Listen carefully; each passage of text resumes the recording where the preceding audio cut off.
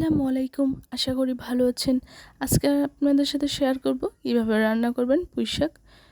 আশা করি আপনাদের এই রেসিপিটা আজকে ভালো লাগবে। ভালো লাগলে অবশ্যই চ্যানেলটাকে একটা সাবস্ক্রাইব করে দিবেন এবং আমাদের পাশেই থাকবেন। চলুন দেখে আসি।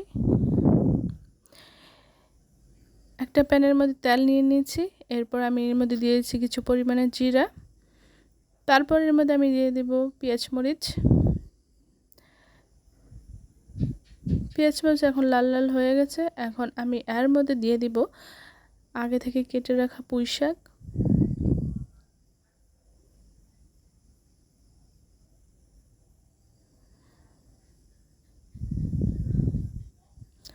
তারপর একটু ভালো করে নেড়ে নেব এবং ঢাকনা দিয়ে ঢেকে দেব। তার আগে আমি অ্যাড করে নিচ্ছি এর মধ্যে লবণ।